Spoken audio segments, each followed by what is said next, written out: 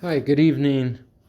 Welcome to another episode of the Last Emperor podcast. Tonight is part two of Puyi as prisoner.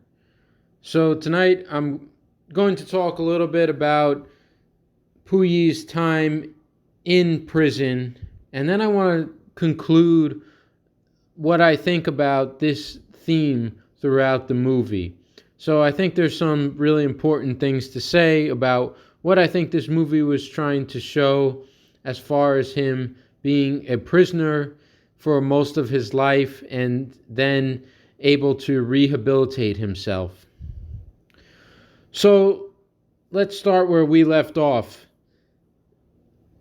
Puyi ends up for the first time in his life in an actual prison.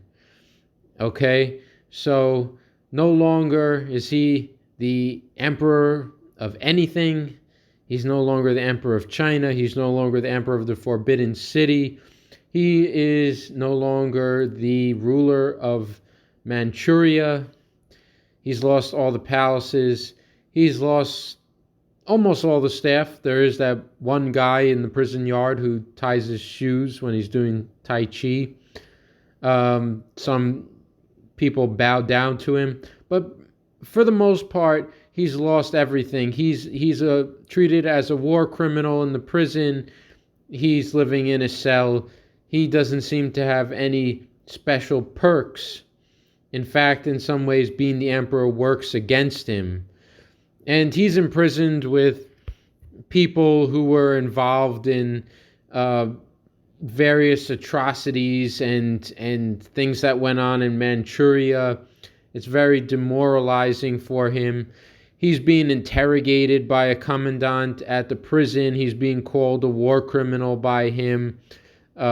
He's not really treated good by his cellmates or bunkmates, dorm roommates, whatever they are. And of course, we do see him try to commit suicide in the prison bathroom. This actually happens soon after he arrives, actually.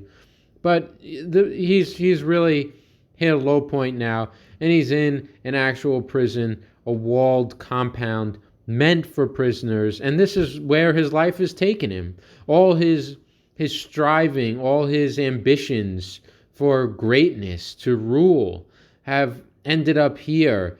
Nobody is around anymore. Johnston's not around. His wife isn't around. His consort isn't around.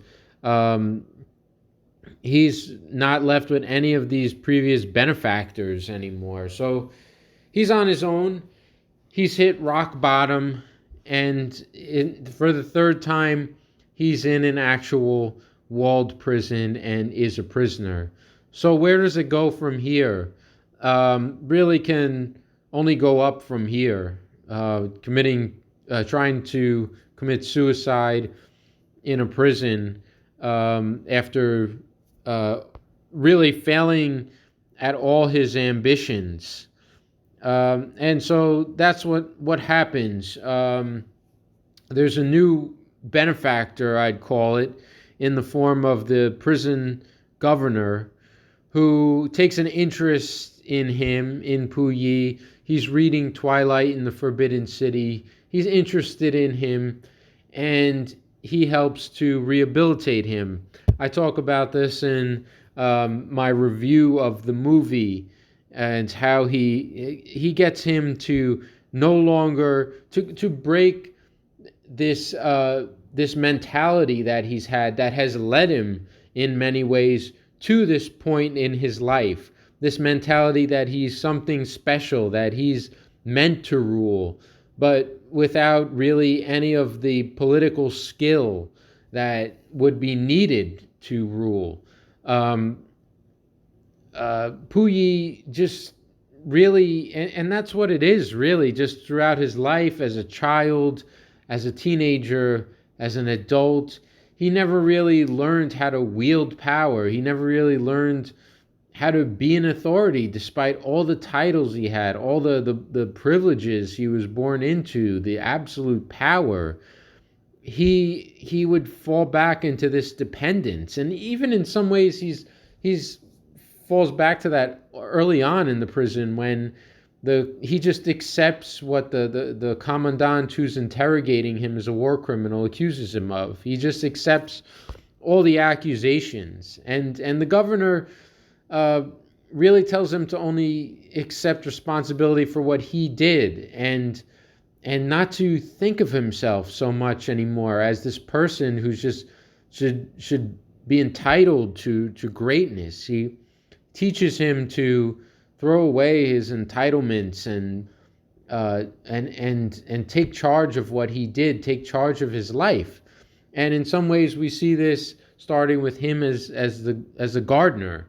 He starts doing this in the prison, and it's really the first time we really see him taking control of something in his own life, and that's really what it is the plants, the garden. This is the first time he's been able to do it,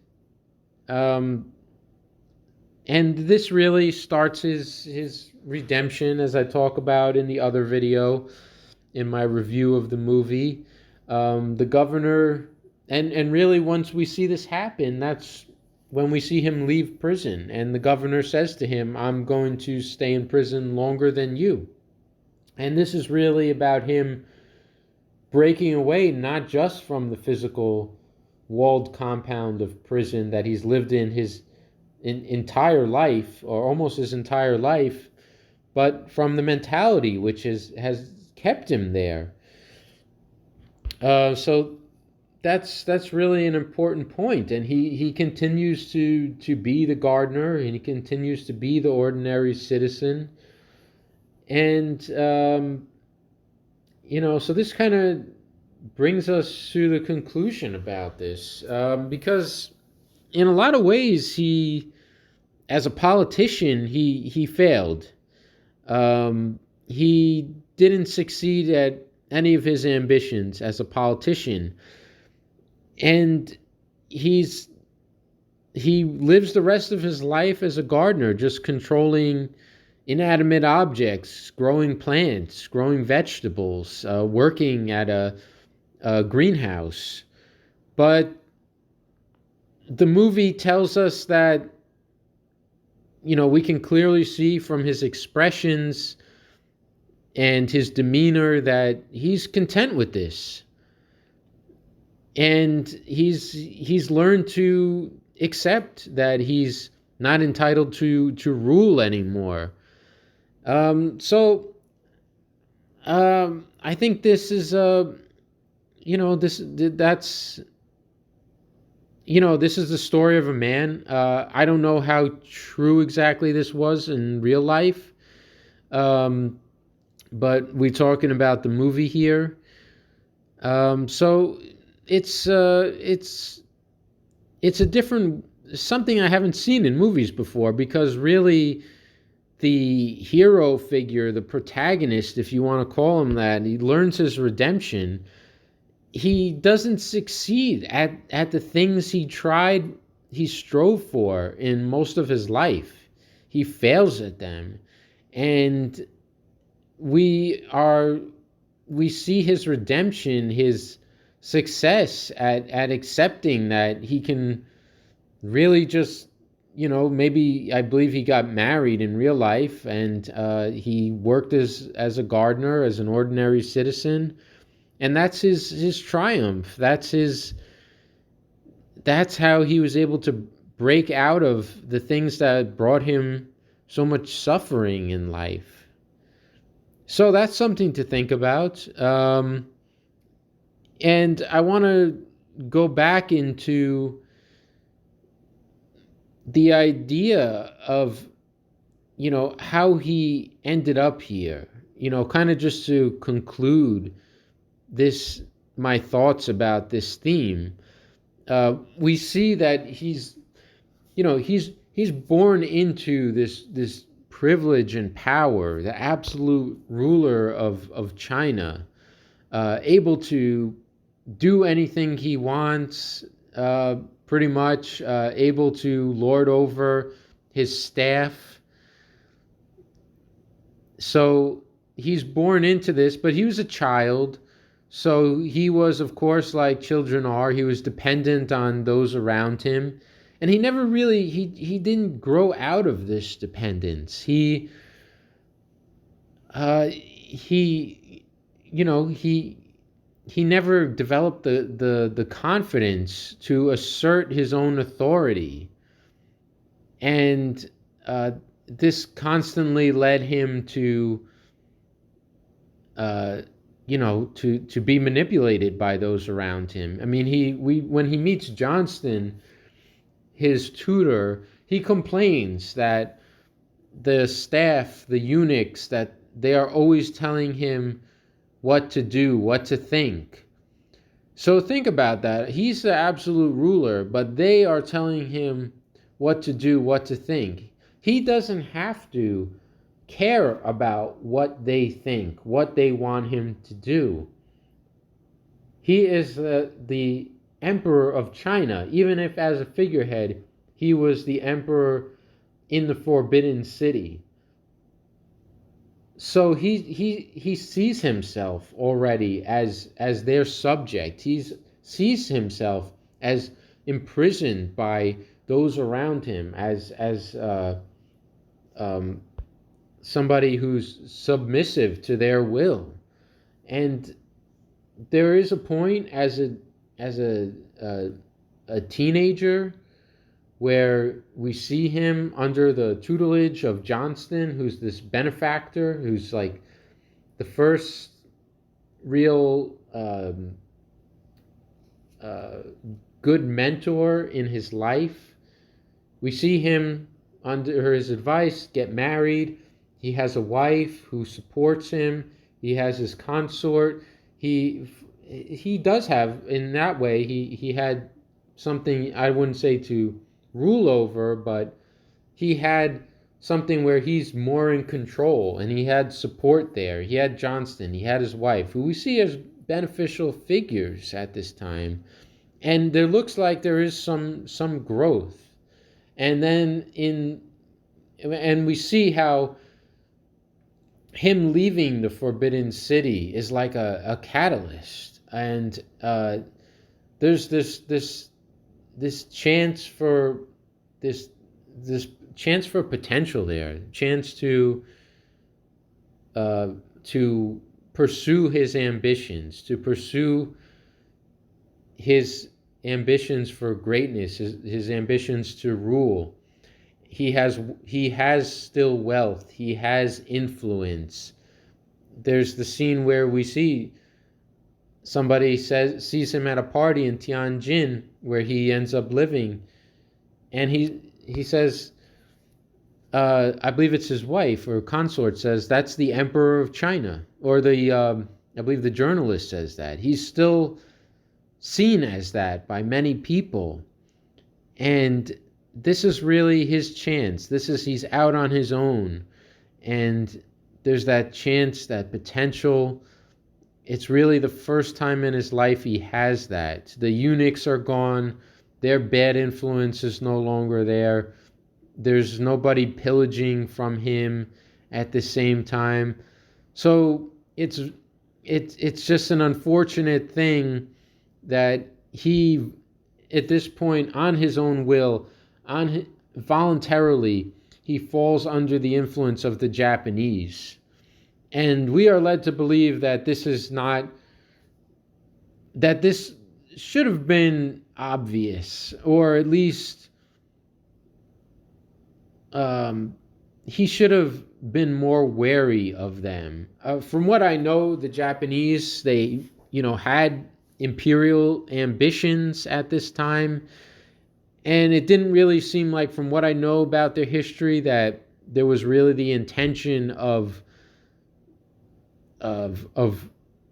ruling parts of Asia,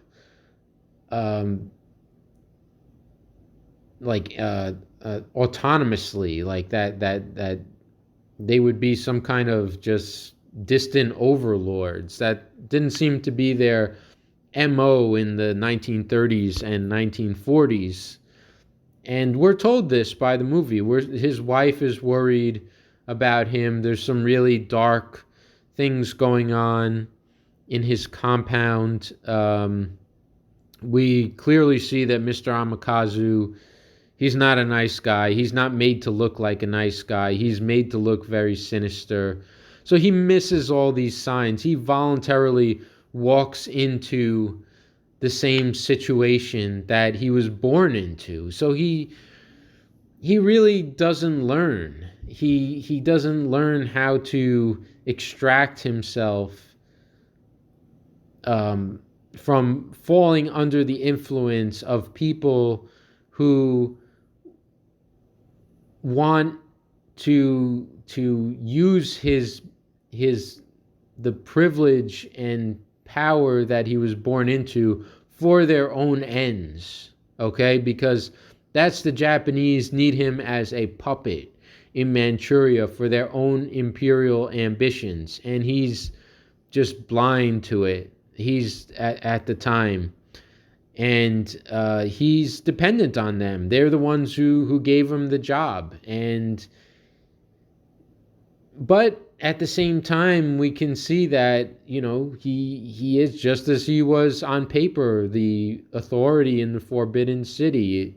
That he never has the skill to wield this authority, and that the Japanese just more and more take over the palace, take over Manchuria. They're the ones that are really running it, and he is once again just a powerless figurehead, a prisoner in his own palace, which is essentially a prison. So he does not succeed in this at all, and he ends up losing everything, and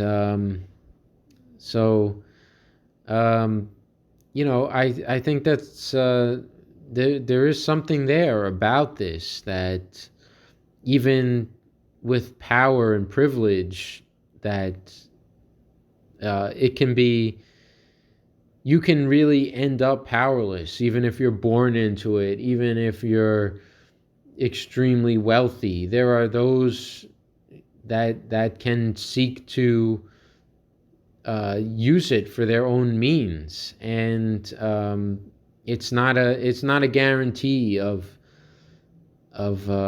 success. It's we see here how even somebody powerful and wealthy like Puyi, by his own decisions, and you could say by the circumstances he was born into, and both of them, but he ends up in a really dark place, and he suffers. He feels guilty about what happened to Manchuria, about he feels responsible for it.